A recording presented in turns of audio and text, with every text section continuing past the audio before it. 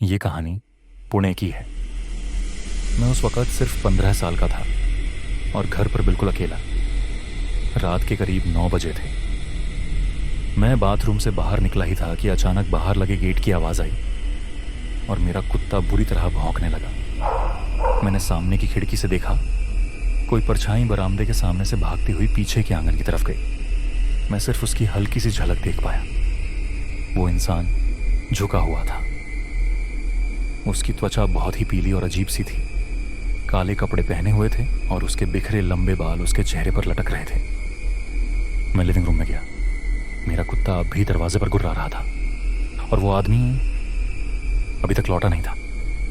इसका मतलब वो अब भी पीछे कहीं था। कुछ देर बाद एक दूसरा आदमी बरामदे पर आया। वो थोड़ा सामान्य दिख रहा था। वो सीधा दरवाजे की ग्रिल के पास आ गया। उसने कहा, भाई साहब, क्या आपने मेरे दोस्त को देखा है? मैंने कहा, हाँ, शायद वो पीछे के आंगन में गया है। उसने अजीब सा जवाब दिया, ओह अच्छा, मैं असल में इस अजनबी का पीछा कर रहा हूँ। लगता है नशे में है। थोड़ा खतरनाक लग रहा है। पर उसने अभी कुछ सेकंड पहले उसे दोस्त कहा था। अब वो उसे अजनबी क्यों कह रहा है? बिना कुछ और बोले वो आदमी अंधेरे में पीछे की तरफ चला गया। मैंने सोचा शायद मामला खत्म हो गया हो, लेकिन 2 मिनट बाद ही वो फिर वापस आया। इस बार साथ में था वही अजीब सा आदमी। वो बेचैनी से टहल रहा था, बिल्कुल चुप। उसकी चाल में कुछ गड़बड़ थी। मैं फिर दरवाजे पर गया। वो आदमी बोला, भाई सॉरी यार, मिल गया ये। बस थोड़ा नर्वस है।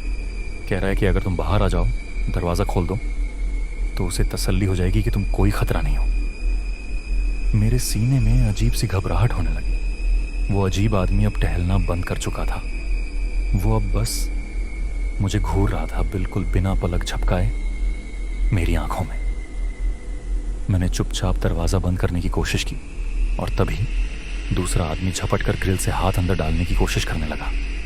मैं पीछे हटा, दरवाज़ा जोर से बंद किया और तुरंत कुंडी लगा दिया। मैंने कांपते हुए अपने मम्मी पापा को फ़ोन किया। उन्होंने तुरंत पुलिस को बुलाया। जब पुलिस आई, वो दोनों जा चुके थे। बाद में पुलिस ने बताया, उसी रात हमारी गली में कुछ ही दूर एक घर में चोरी हुई थी और शायद यही वही लोग थे। लेकिन जो बात मुझे आज भी डराती है, वो ये नहीं कि वो लोग घर में घुसना चाहते थे, बल्कि ये कि वो मुझे बाहर बुलाना चाहते थे या फिर किसी तरह अंदर घुसकर मुझ तक पहुंचना चाहते थे।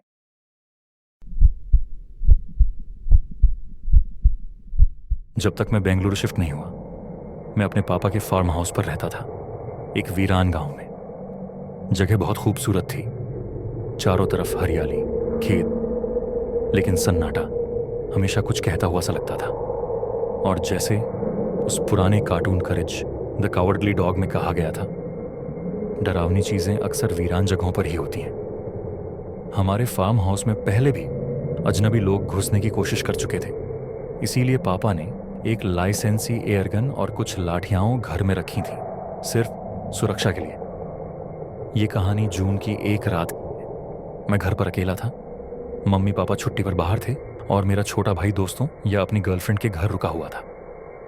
रात गर्म थी, इसलिए मैंने सारी खिड़कियां खोल दी थी।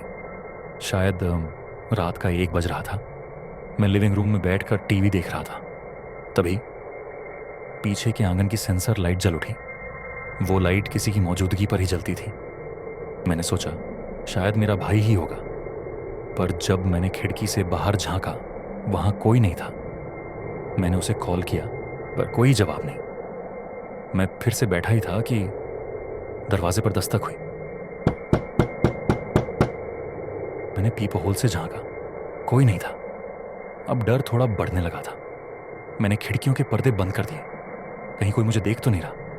और तभी लिविंग रूम की खिड़की पर जोरदार थपथपाहट, इतनी जोरदार कि मैं डर के मारे उछल पड़ा।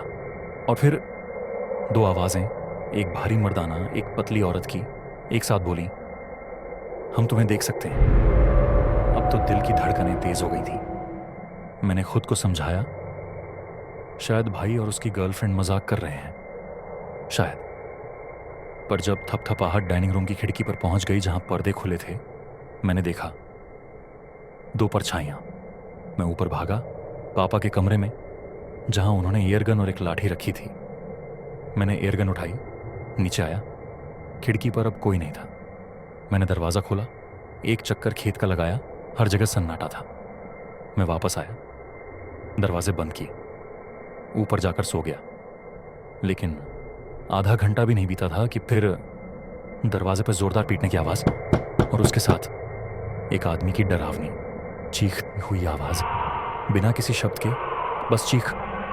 मैंने एयरगन उठाई, लिविंग रूम की खिड़की खोली और अंधेरे में एक गोली दागी। फौरन चीख और दस्तक बंद हो गई और फिर सिर्फ झींगरों की आवाज़। उस रात के बाद कुछ नहीं हुआ। ना वो लोग लौटे, ना फिर कभी कोई दस्तक दी। अगले दिन पता चला वो मेरा भाई और उसकी गर्लफ्रेंड बिल्कुल नहीं थे।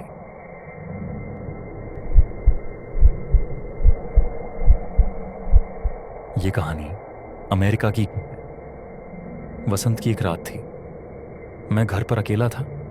मैं अपने दोस्त जॉर्डन से वीडियो कॉल पर बात कर रहा था और बात करते करते अपने कमरे में इधर उधर टहल रहा था।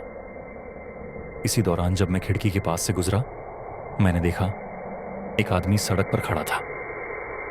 वो सीधा मेरे घर की तरफ देख रहा था और फिर सीधा मेरी खिड़की की तरफ। मैंने जॉर्डन को कॉल पर बताया और कैमरा उसकी तरफ घुमाकर दिखाने की कोशिश की। वो कुछ देख नहीं पाई, लेकिन बोली, तुम्हें मम्मी पापा को फोन करना चाहिए। मैंने कॉल काटी और फिर कुछ सेकंड तक उस आदमी को देखता रहा। इसके बाद मैं अपने बिस्तर पर गया और माँ को फोन किया। उन्हें नींद से जगाया क्योंकि रात के करीब 12 बजे थे। उन्होंने कहा, लाइट बंद कर दो, पर्दा गिरा दो, चला जाएगा। मैंने वही किया, लेकिन कुछ ही मिनटों बाद जिज्ञासा के मारे मैं फिर उठा, पर्दा हटाया और देखा अब वो आदमी और पास आ चुका था। अब वो फुटपाथ पर और अब भी मेरी खिड़की की तरफ ही देख रहा था। अब मैंने पुलिस को फोन किया। ऑपरेटर ने पूछा, क्या उसके पास कोई हथियार है? मैंने कहा, नजर से तो नहीं लग रहा। फिर उसने कहा, अगर वो 10 मिनट में नहीं जाता या तुम्हारी जमीन पर खत्म रखता है तो दोबारा फोन करना। साथ ही बताया कि एक गश्ती गाड़ी, पेट्रोलिंग वाहन तुम्हारे घर के पास से गुजरेगी ताकि उसे डराकर भगा सके। मैंने फोन काटा और बिस्तर पर लेट गया। फिर से जॉर्डन को वीडियो कॉल किया। करीब 5 मिनट बाद उसने कहा, अब तो दोबारा खिड़की से देखो। मैं उठा, पर्दा पूरी तरह हटा दिया और वो आदमी अब वहां नहीं था। मैं खिड़की के पास खड़ा रहा। जॉर्डन अब भी कॉल पर थी। करीब 5 से 10 मिनट बाद एक पुलिस की गाड़ी आई। थोड़ी देर के लिए मेरे घर के सामने रुकी और बगल वाली छोटी सर्च लाइट से मेरे और आसपास के घरों को देखा। फिर वो गाड़ी चली गई। अब मुझे यकीन हो गया, वो आदमी चला गया है। मैंने कॉल खत्म की और सोने की कोशिश की। करीब 20 मिनट बाद बाहर से कोई लकड़ी चटकने जैसी आवाज आई। मैं उठा, खिड़की से देखा, कोई नहीं था। कुछ मिनट बाद फिर वही आवाज, इस बार और जोर की। मैंने बिस्तर से ही खिड़की की ओर देखा। मैं सन्न रह गया। मेरी खिड़की पर एक परछाई थी। मेरा कमरा पहली मंजिल पर है। अब मुझे समझ आया, वो आदमी दीवार चढ़कर ऊपर आया था। मैं दूसरी खिड़की पर गया और जोर जोर से चिल्लाने लगा, बचाओ बचाओ। उम्मीद थी कि कोई पड़ोसी सुन ले। साथ ही फिर से आपातकालीन नंबर पर फोन किया और कहा, वो आदमी अब मेरी खिड़की पर है, तुरंत पुलिस भेजो। उस आदमी ने खिड़की से घुसने की कोशिश की, लेकिन शायद नीचे से किसी पड़ोसी की आवाज सुनकर वो रुक गया। अगली बार जब मैंने खिड़की से झांका, वो गायब था। बाद में मेरे बुजुर्ग पड़ोसी ने बताया, वो आदमी नीचे कूदा और दौड़ता हुआ गली में गायब हो गया। पुलिस दोबारा आई। इस बार मैंने उनसे पूरी जानकारी दी। उन्होंने कहा कि पूरी रात इस इलाके में गश्त करेंगे। उस रात मैं सो नहीं सका, लेकिन मुझे पूरा यकीन है वो आदमी अब कभी नहीं लौटा।